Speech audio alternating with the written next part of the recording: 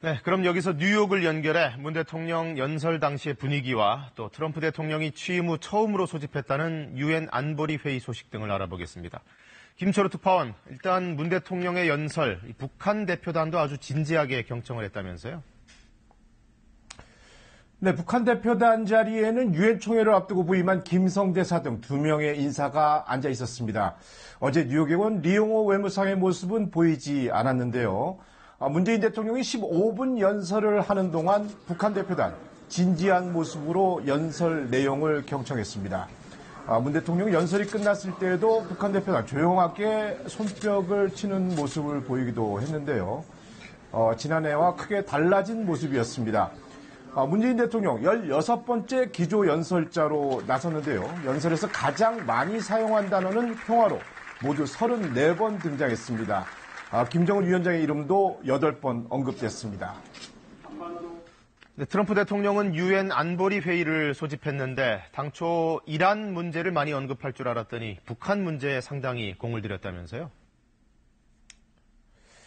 네, 유엔 안보리 관계자들은 회의 전 트럼프 대통령이 이란 핵 문제나 시리아 화학무기 등에 대해 발언이 집중될 것으로 관측했습니다. 그런데 한반도 문제와 북미 관계 개선 상황을 설명하는데 모두 발언의 상당 부분을 할애했습니다. 트럼프 대통령 많은 일이 뒤에서 일어나고 있고 매우 긍정적인 방식으로 일어나고 있다면서 북한 김정은 위원장에 대한 평가를 했는데요. 김 위원장이 평화와 번영을 원하고 있다고 말했습니다. I believe that Chairman Kim Jong-un, a man I have gotten to know and like, wants peace and prosperity for North Korea. In those efforts last April. 2차 북미 정상회담에 대해서도 얘기가 좀 나왔나요?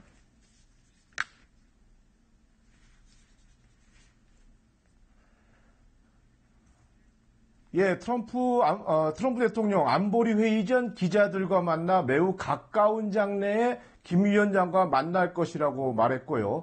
장소와 시기도 매우 가까운 장래에 발표될 것이라고 했습니다. 회의에서도 북한에서 조만간 좋은 소식이 올 것이란 말도 했습니다. So I think you will have some very good news coming from North Korea in the coming months and years. 지난 유엔 기조연설 때처럼 북한의 핵 미사일 시험 중단과 미사일 전사자 유해 송환 등을 소개하며 이같이 말했는데요. 안보리 회원국 정상들 앞에서 북한과의 관계 개선에 대한 자신감과 함께 북한 비핵화를 이끌어내겠다는 의지를 다시 강조한 것으로 보입니다. 네, 분위기는 점점 좋아지고 있는데 하지만 이 대북 제재에 대한 입장이 바뀐 건 아직 아니죠? 네, 그렇습니다. 트럼프 대통령 선 비핵화 후 제재 해제 원칙을 재확인했습니다. 북한과의 협상 진전과 한반도 평화를 위해선 안보리 열의가 지켜져야 한다고 강조했습니다. The safety of the Korean Peninsula, the region and the world depends on full compliance with UN Security Council resolutions. Very, very important. 트럼프 대통령은 몇몇 국가가 안보리 제재를 위반했다고 언급했고요. 선박간 옹겨시키 방식을 통한 제재 위반 사례를 들며 즉시 중단돼야 한다고 강조했습니다.